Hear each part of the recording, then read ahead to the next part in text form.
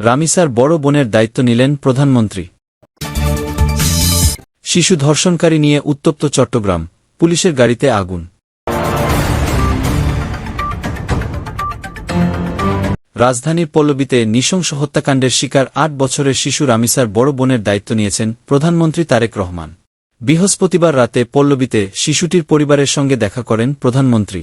এ সময় প্রধানমন্ত্রী নিহত শিশুটির স্বজনদের খোঁজখবর নেন। পরিবারের সদস্যদের সঙ্গে কথা বলে তাদের সান্ত্বনা দেন। পাশাপাশি ঘটনার সার্বিক পরিস্থিতিও খোঁজ নেন তিনি। প্রধানমন্ত্রীর অতিরিক্ত প্রেস সচিব আতিকুর রহমান রুমন এ তথ্য জানিয়েছেন।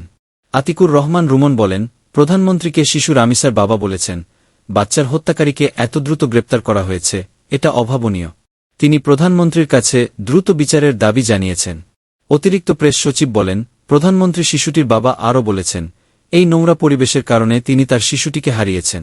তিনি তার বড় মেয়েকে এই নোংরা পরিবেশ থেকে দূরে নিয়ে গিয়ে মানুষের মতো মানুষ করতে চান। এজন্য প্রধানমন্ত্রীর কাছে তিনি ১ খণ্ড জমি চেয়েছেন। প্রধানমন্ত্রী তাকে ১ খণ্ড জমি দেবেন বলেন কথা দিয়েছেন বলেও জানান আতিকুর রহমান রুমন। এ সময় স্বরাষ্ট্রমন্ত্রী সালাহুদ্দিন আহমেদ, আইনমন্ত্রী মো. আসাদুজ্জামান, যুব ও ক্রীড়া প্রতিমন্ত্রী মো. আমিনুল হক প্রমুখ উপস্থিত ছিলেন।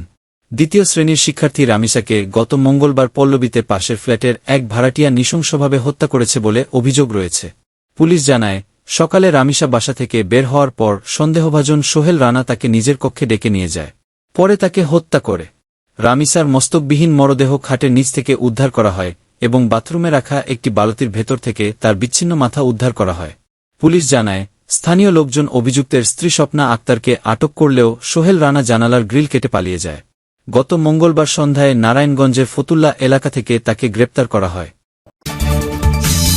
চট্টগ্রামের বাকলিয়ায় ৪ বছরের এক শিশুকে ধর্ষণ চেষ্টার অভিযোগকে কেন্দ্র করে উত্তপ্ত হয়ে উঠেছে পুরো এলাকা। অভিযুক্ত যুবককে আটক করে নিয়ে যাওয়ার সময় পুলিশের গাড়ি ঘিরে বিক্ষোভ করেন শত শত মানুষ। এক পর্যায়ে তারা পুলিশের গাড়িতে আগুন দেন।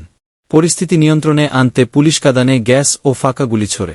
এ সময় সাউন্ড গ্রেনেডের আঘাতে আহত হন ২ সাংবাদিকসহ কয়েকজন।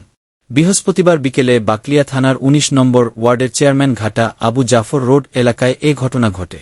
রাত ৯:৩০ পর্যন্ত বিক্ষুব্ধ লোকজনকে সড়কে অবস্থান নিতে এবং পুলিশের গাড়ি আটকে রাখতে দেখা যায়।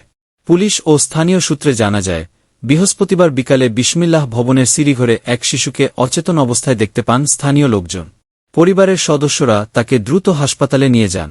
এ ঘটনায় এলাকায় চাঞ্চল্যের সৃষ্টি হলে অভিযুক্ত ব্যক্তিকে আটক করতে ঘটনাস্থলে যায় বাকলিয়া থানা পুলিশ। অভিযুক্তকে ভবন থেকে বের করে আনার সময় বিক্ষুব্ধ জনতা পুলিশের গাড়ি ঘিরে ফেলে। এক পর্যায়ে পরিস্থিতি নিয়ন্ত্রণে আনতে পুলিশ সদস্যদের পিছু হটে ভবনের ভেতরে অবস্থান নিতে হয়। এ সময় জনতা বিভিন্ন স্লোগান দিতে থাকে।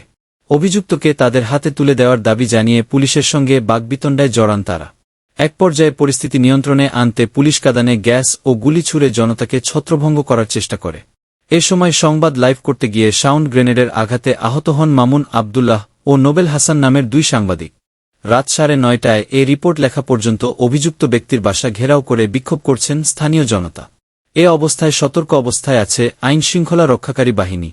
স্থানীয়দের অভিযোগ করেন, অভিযুক্ত ব্যক্তি একটি ডেকোরেশন প্রতিষ্ঠানের কর্মচারী এবং তিনি শিশুটিকে দোকানে ডেকে নিয়ে ধর্ষণ চেষ্টার ঘটনা ঘটান। এমন খবর ছড়িয়ে পড়ার পর এলাকায় তীব্র ক্ষোভ সৃষ্টি হয়।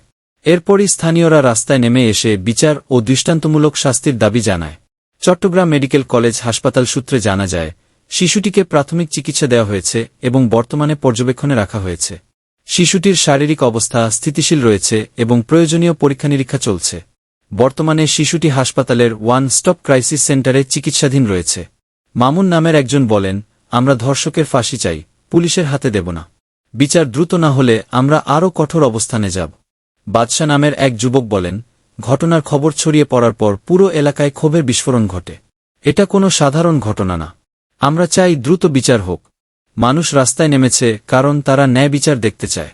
চট্টগ্রাম মেট্রোপলিটন পুলিশের সিএমপি দক্ষিণ বিভাগের উপকমিশনার হোসেইন মোহাম্মদ কবির ভূঁইয়া বলেন, পরিস্থিতি নিয়ন্ত্রণে রাখতে পুলিশ কাজ করছে।